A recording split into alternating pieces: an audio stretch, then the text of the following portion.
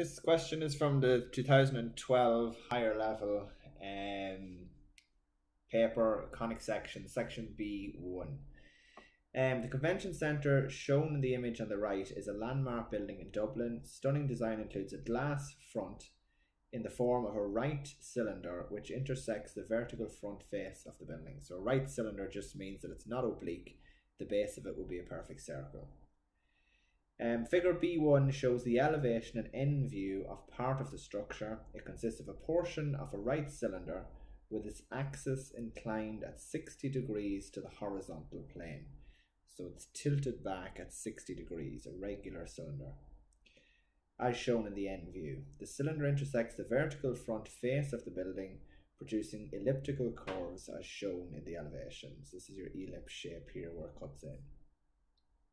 Part A, draw the given end view, include the straight line elements on the surface of the cylinder as shown. So they want the end view to begin with. Part B, project the given elevation, showing all construction lines clearly. Use the given elements to establish points on the curves. And part C, locate the two focal points of the semi-elliptical curve ABC, which is the one on the bottom, and determine the centre of curvature for the point B, which is the point there at the top. Our scale is 1:100, so we need to divide each measurement by 100 millimeters. Okay, same as usual, we'll start off with our XY line across the middle of the page. I'm going to keep it quite low here, there's no plan view on this one, so we don't have to keep it too high on the page. Okay, so XY line to begin with. Now, I'm going to start off with my end view. Scale 1:100. I'll start off with this triangle on the bottom is all I can really do first to begin with. I know it's 3 meters high and the angle is 30 degrees. So I'll pick a starting point for the angle, say there. Draw a line at 30 degrees going up. I know the height is 3 meters, which is 30 millimeters. See where the two lines cross, that gives me that point. So I know that's the slope there at the bottom.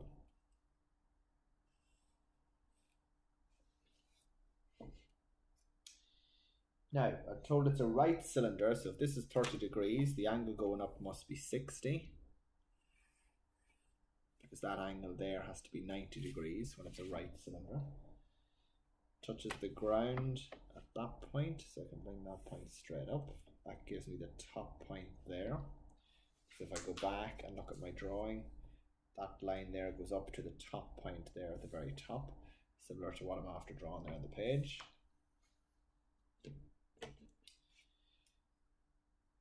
I can bring that line down at 30 degrees.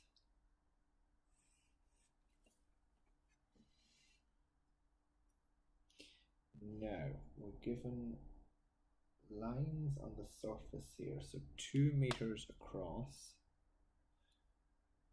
and then 1.5.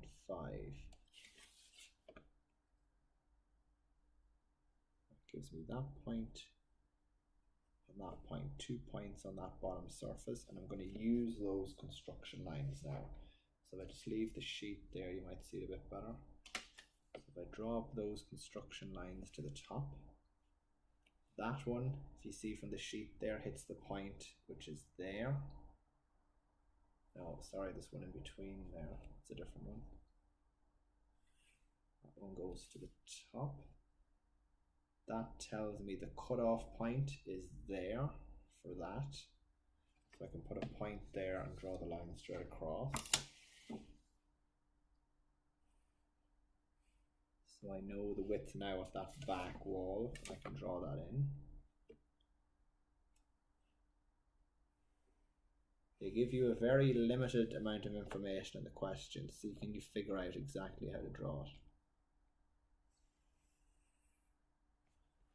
So that's the back wall, and I'm told then that this line goes from that corner down to the bottom, so I can draw another straight line element now on the surface there.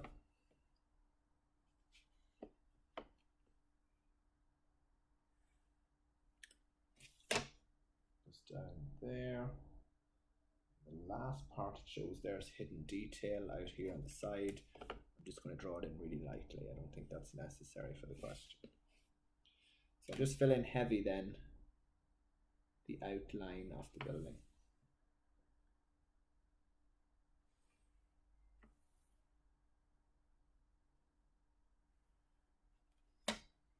Okay, that's as much of the end view as we can do now.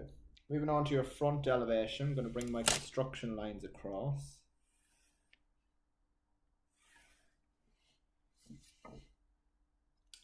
I'll leave a distance there, that comes out 20, so I'll go over about 30 millimeters just so that they don't hit.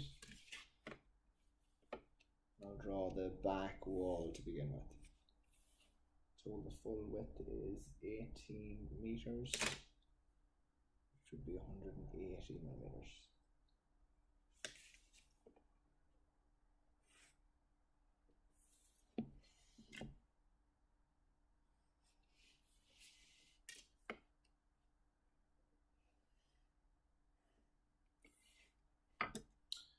Okay, that's the two sides finished. Now, we're told that points A and C are in 3 meters from each end, and it's 12 meters then left. So the major axis of that ellipse will be 12 meters. So I'll get those measurements first.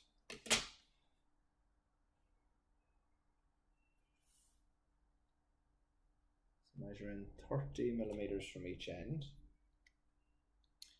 So I know that's going to be the major axis.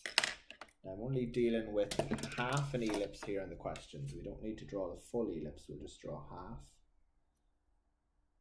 Let's get the center point.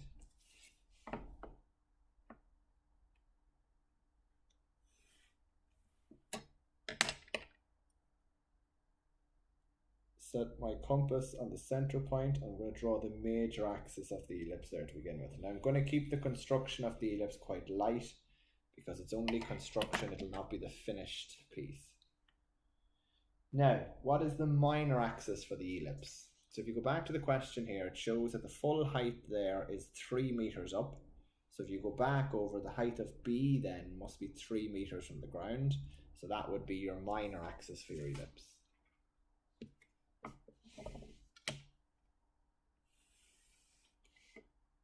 That will give me point B.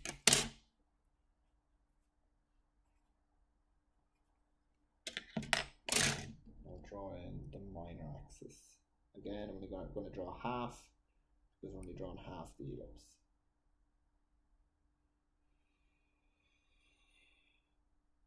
Keep it light, it's only construction. Okay, to draw in the ellipse, usual method then, I'm going to divide it up with my 60-30 set square into 6 equal spaces. I'm going to use the circle method to draw it.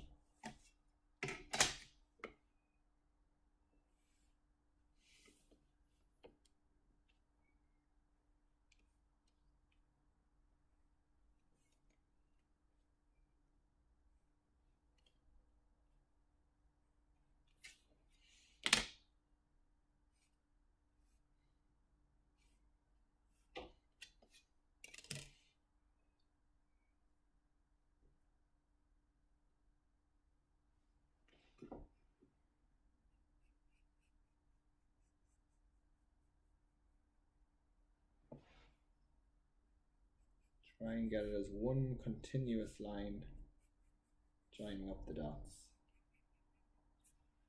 Okay, that'll be the ellipse now at the bottom, finished. So the top ellipse will be the same here, but before I do that, I want to find this shape here, and I'm going to use these elements now to find that shape. So I can bring these lines across to my ellipse now. So I know that's going to hit my ellipse at that point and that point. And I can bring those points straight up then.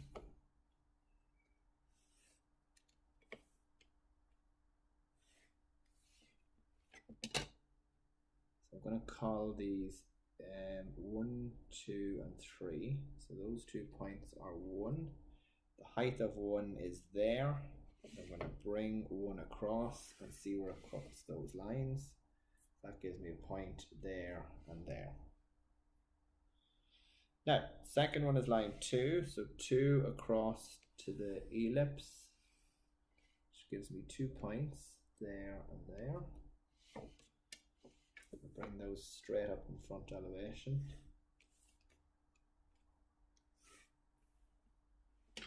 2 finishes at that point in the end view, so I can bring that straight across. And I know it cuts line 2 at that point and that point. Lastly then we have 3.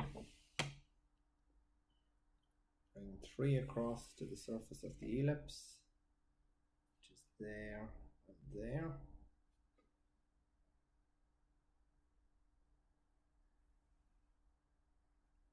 Bring those points straight up.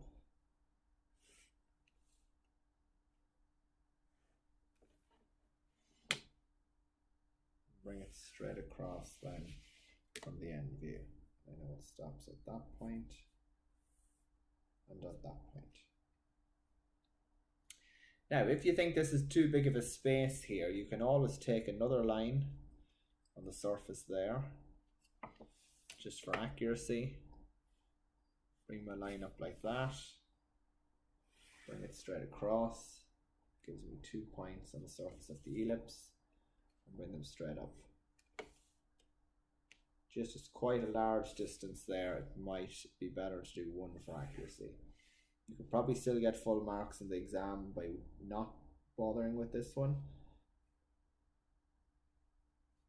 But just to get the lines right, it might be a good idea. Okay, just join the dots then. That will give you that elliptical shape.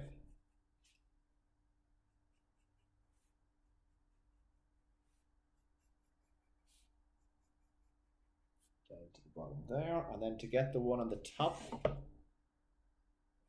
which would be the top of the sloping cylinder, it'll be an exact replica of this one here, and I know that it has to go up to a maximum height of that. So probably the easiest way is to just translate it up with your compass. So the points on the ellipse are that one, bring those lines up. That was a point on my ellipse, so was that one. And then if I translate it up, so B at its full height goes up to that point there, so that's the max height. So if I move it down now, any of these points on the ellipse, that must be another point on the top ellipse. I can also do 3 there as well. 2, that point, and 1 will go back down to there. Same on this side. All the points that touch, you can just translate them up. Probably don't need them all, but I'll bring them all up anyway. Just an exact translation up to the top. And then I can draw in that curved shape just by joining up the dots.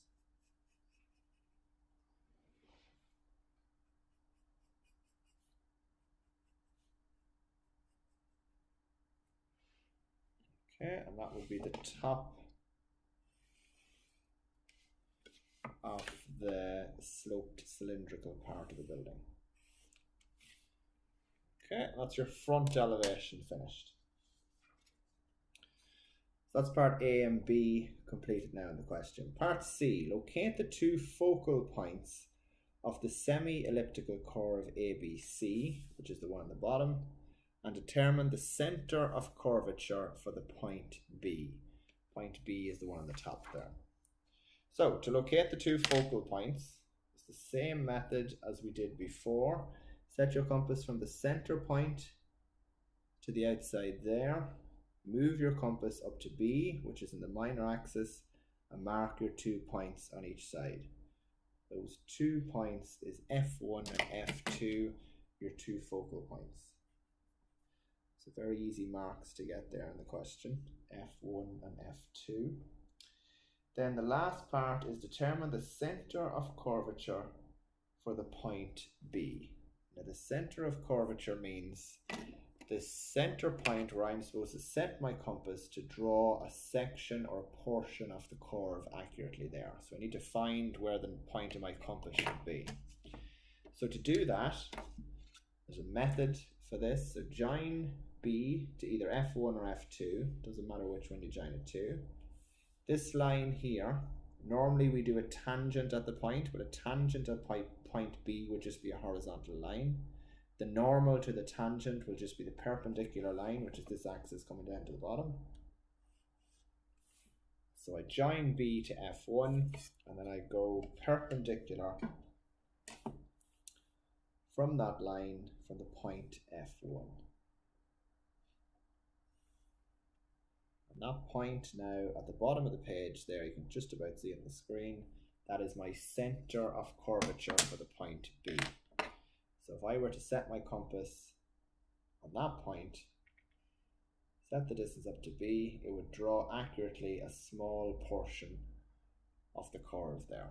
The important thing to remember there is that that angle is 90 degrees. And that would be part C of the question complete. You found your two focal points, you've determined your point of curvature for B, and that'll be the question completely finished.